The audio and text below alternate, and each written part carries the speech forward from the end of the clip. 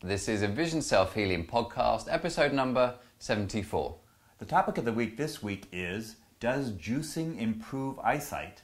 And in the tip of the week, we're going to give you an essential resource for beginning juicing.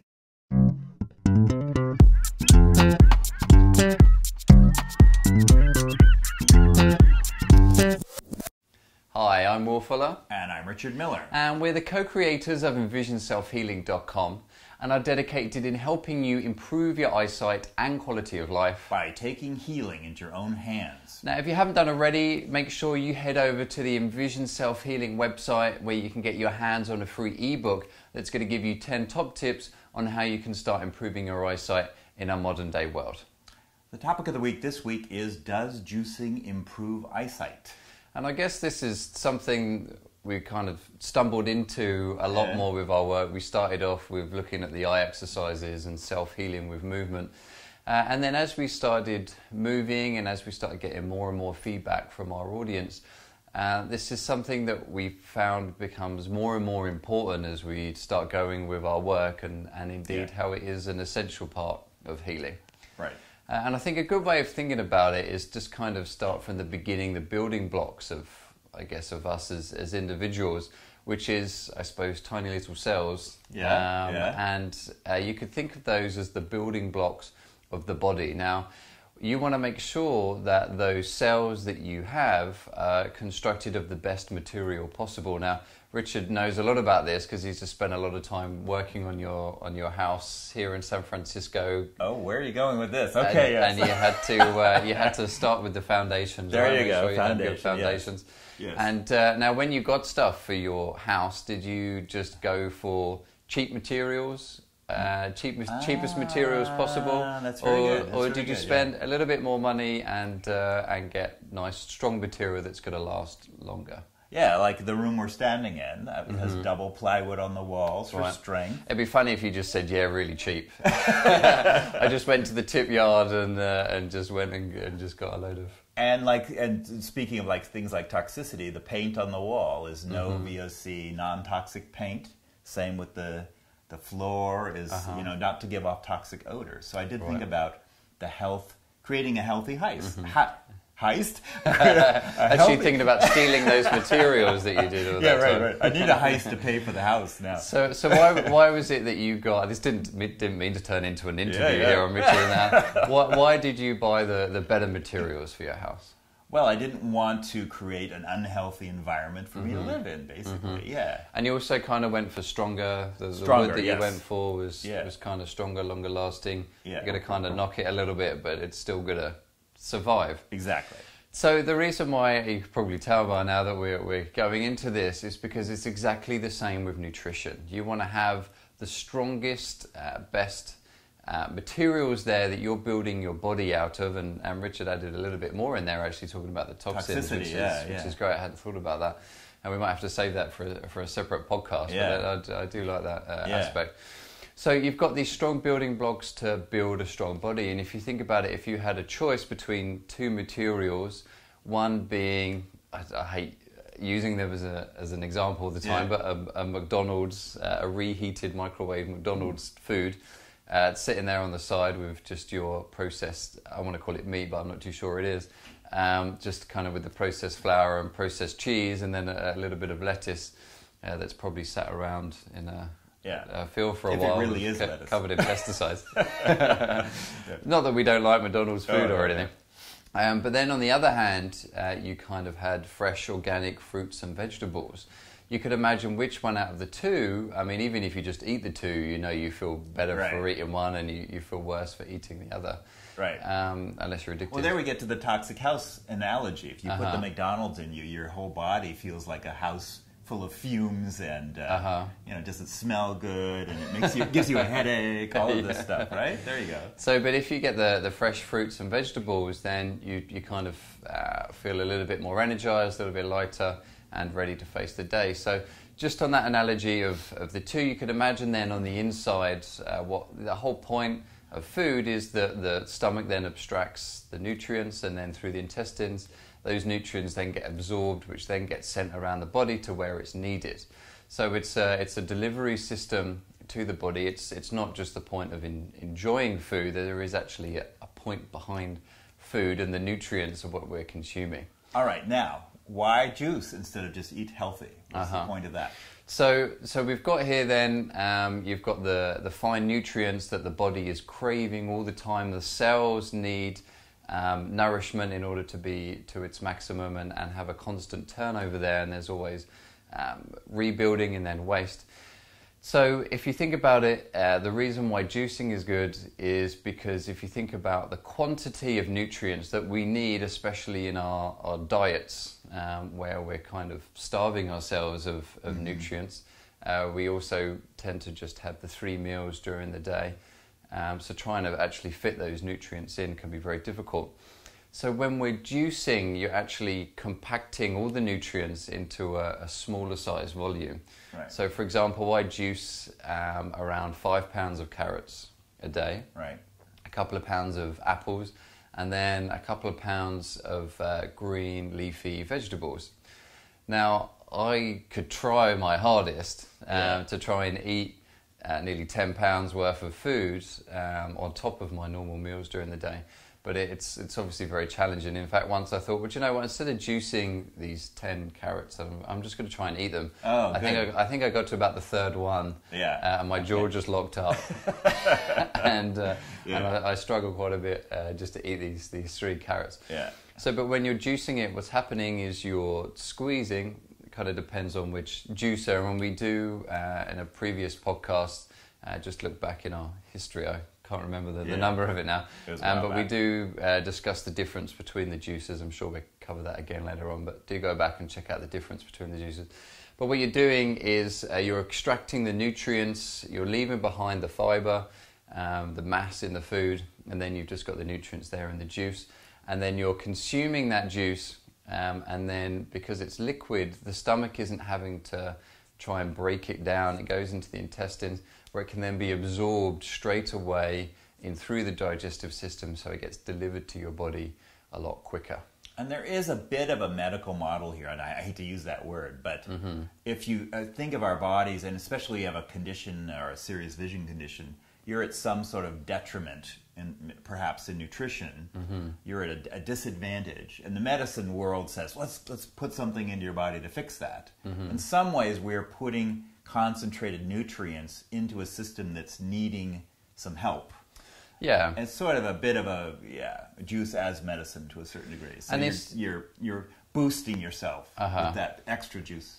Yeah, and it just kind of makes you're using your own body's natural immune system and facilities and everything that it uses itself in order to heal itself, and then you're giving it a boost.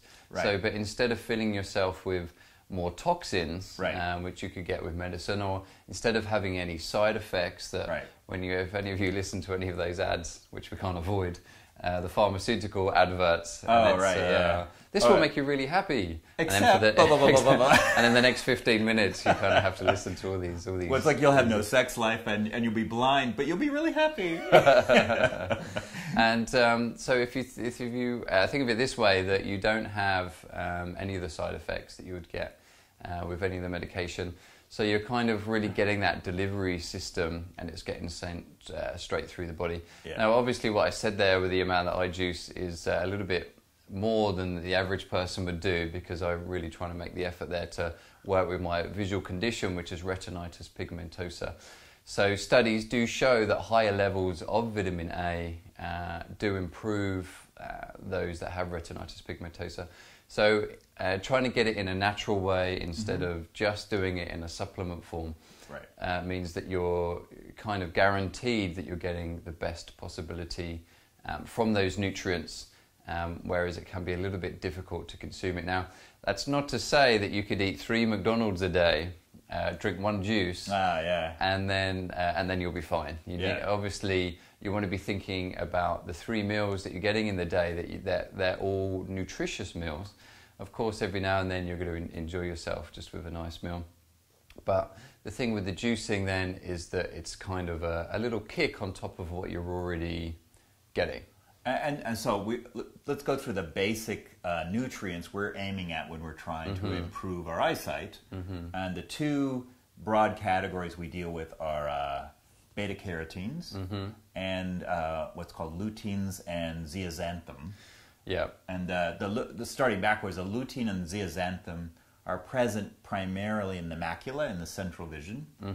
And the beta carotenes are used in the whole process of seeing, the electrical chemical process of seeing, of converting light into electricity, uses the beta carotene, so it's very essential. And if anyone wants to look that up a little bit more, it's called phototransduction. Right. You could just think of it just the same as maybe a solar panel, where it takes the sunlight and then the solar panel converts it into electricity, right. And then it gets sent off to a generator. So very similar there with our eyes. The sunlight comes in, the cells, the rod cells and the cone cells, they receive that sunlight. Chemical reaction occurs, and then the electrical signal gets sent to the brain.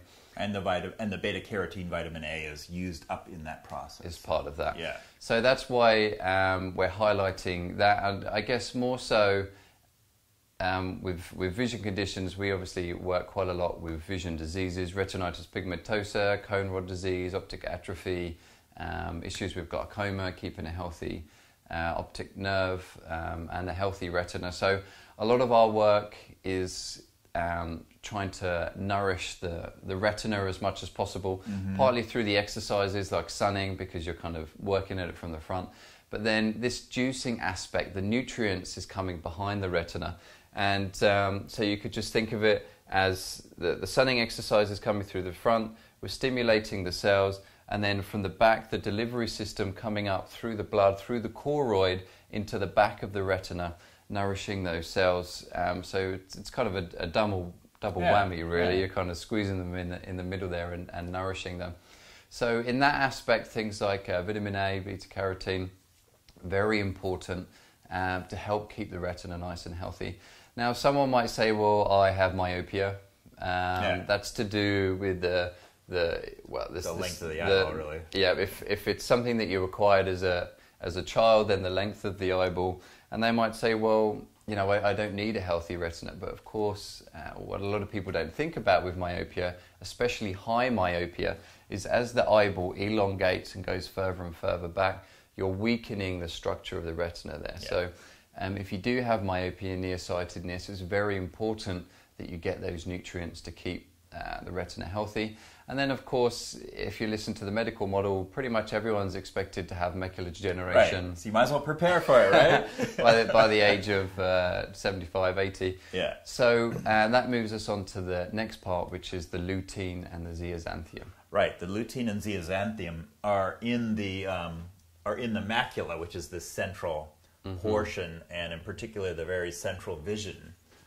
It's the yellow color, actually, of the macula is made up of this material, this chemical. And in fact, the full name of macula is macula lutea, which means yellow spot. Yellow spot. So and that's what's helping to filter out the UV light, because it has its own natural protection against sunlight. Unlike sunglasses, it actually has its own protection in itself to filter out that sunlight. So the macula is made up of this lutein and zeaxanthin. So by consuming it, we're actually hoping it sort of nourishes and replenishes that part. And you do get other zeaxanthin and lutein is kind of in other areas of the retina, but when you look at a lot of the studies to do with lutein, they focus a lot more on the macula, probably more so because macular degeneration, this is where it's occurred, this is where the studies are needed, this is where money can be made. Right, and it's the most common condition. So there's going to be more studies on that.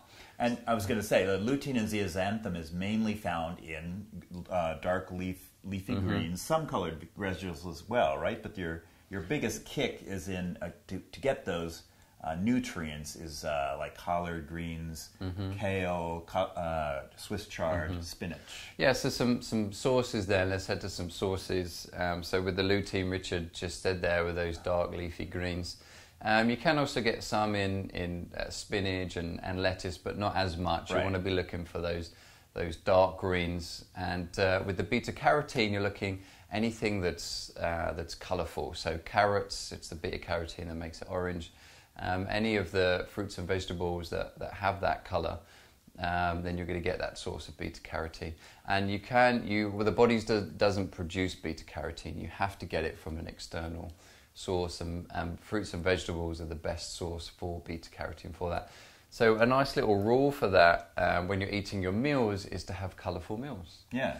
So if you think you're looking at a salad, the reason why a salad is so good is you can mix up your greens with the colours, peppers, tomatoes, carrots, and you kind of get that mixture there. So you're kind of getting a healthy eye meal, which I'm sure we'll do as a separate podcast. But it's a nice rule of thumb, a nice easy rule of thumb to remember when you're juicing. Okay, now here's the nice coincidence of what the age we live in, right? Mm-hmm. Is that right now, if juicing is popular in your location, mm-hmm. it seems like carrot juices that have a lot of beta carotene are quite popular, mm-hmm. and green juices have become quite popular. That's right? True, yeah. So we really around you will find, mm-hmm. if you don't have a juicer yourself, you'll find sources of both of those things floating around, and it's very popular. I guess we're living in San Francisco, so who knows what's really popular. We live in a big bubble. We do live in a big bubble. Yeah. I think. I mean, certainly, I know places like New York. Yeah. I've also heard of them having good juice places around most corners, and if you don't have one, maybe you should start one. Yeah. In your small town. But always get the beta carotene juice and the dark leafy green juice. Yeah. And you've got your eyes covered.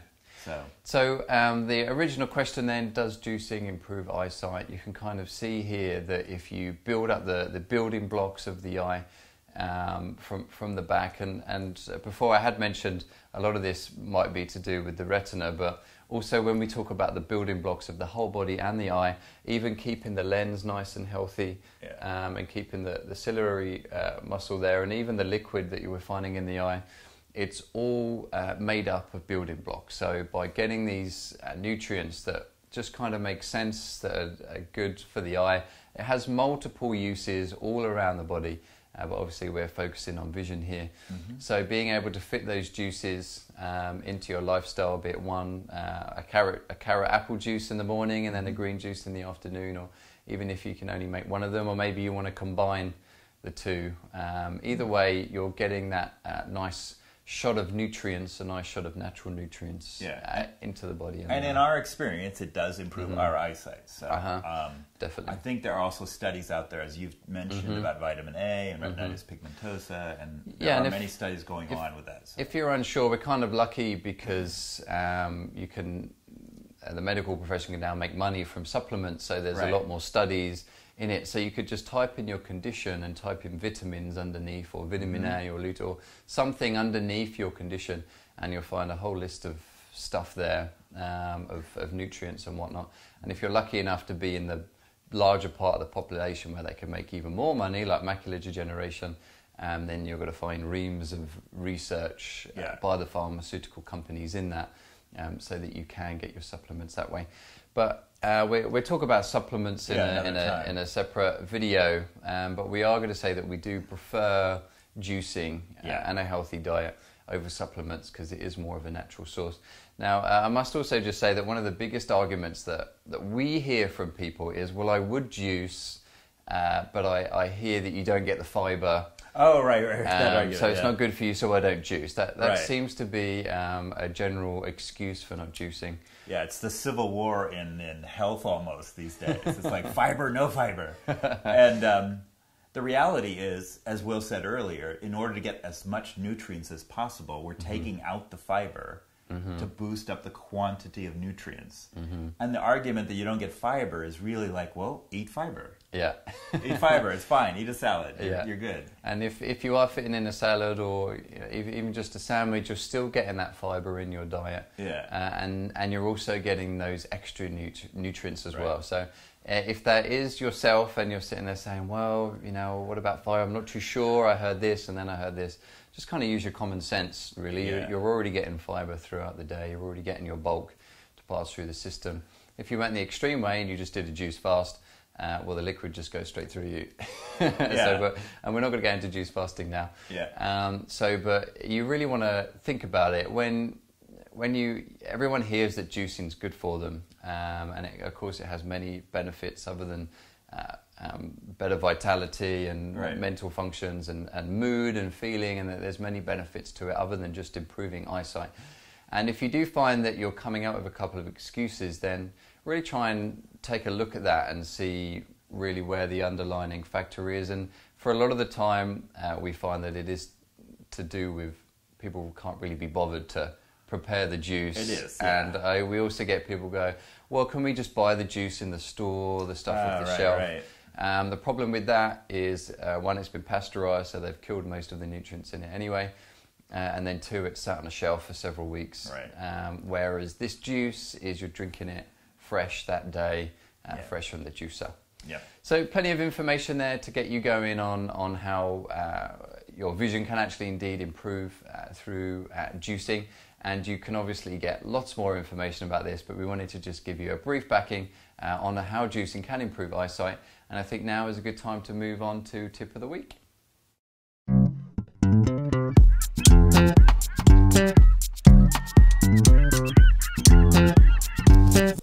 And the tip of the week this week is a resource for beginning your juicing. And other than this video, which is a nice beginning to it, and of course there's plenty of stuff on YouTube, and that's great. It could also be a bit of a curse because you also end up sitting there for several hours watching all these videos. Ruining your eyes, right? yeah. And by the end of it, you're so conflicted on what to do, you don't end up doing anything. Right. But there is one fantastic documentary which you can actually stream for free on a few things, like in America, if you're on Hulu, that you can stream it free on that. I'm not too sure about still on Netflix. I'm not too sure what you might have in your individual countries, but type it in and see if you can get a version. If not, we urge you to either rent it from the library or indeed purchase it. And the documentary is called Fat, Sick and Nearly Dead. Right, it's what we both started with, right? I think it was the motivation. Yeah. We found it a really good motivation to get you going because this guy is fat, sick, and nearly dead, right? And he goes Not on. Anymore. Yeah, he was, and he goes on this juicing quest almost, and it's a travel thing as well. Yeah, he starts in. So he's Australian, and it's kind of funny because when you hear the title, it puts a lot of people off straight away. It's like, oh, fat, sick, and nearly dead. It's going to be either depressing or something. And the guy's he's a real great guy. He's an Aussie guy from Australia. And just in case people didn't know what Aussie was, you never know. And so he was taking a lot of medications. He had a condition, a skin condition. Oh, that's right. No doctors really knew what it was, so he was taking 15 different types of pills. His blood pressure was up, cholesterol, and he was overweight. So hence the fat, sick and nearly dead. And they were basically saying that if he kept going the way he was with his weight and with his pills, the toxicity would just kill him, and that would be it. So he went on a juice quest, as Richard just said. He starts in New York. He spends 30 days in New York. And getting examined, first? Is that well, he does his first kind of juicing there, looking for juice places and really getting to grips with what he can and can't juice. And he just uses a very basic centrifugal juicer. Again, you can listen to our previous podcast. We've got a 5 series on nutrition and juicing, so just go back into our archives on our website. Just head into the podcast section and you'll find those. So he uses a centrifugal juicer. And then, so he spends 30 days there, and then he goes from East Coast over to the West Coast, and he spends 30 days traveling across the country whilst juicing, which is fantastic. He takes a separate battery and hooks his juicer up to it, and he goes and gets his vegetables along the way. And a 30 days juice fast is fairly extreme. People do it, but it's on the extreme end. We're not suggesting that. But it's an amazing transformation that he goes through, and he meets all of these people and kind of turns them on to juicing, and there's some great stories in it. And as he's going through, he's really explaining about the micronutrients and how the body really needs those nutrients to build the cells, the building blocks of the body. And how micronutrients are so much more important, as essential, because what we learn in schools is we learn about the carbohydrates, the proteins, and the fat. So we're just kind of looking at potatoes, meats, and then just kind of animal fat, and kind of the natural fats you can get as well. But they're kind of the bulk of our meals. And what he's saying is that the percentage is kind of off.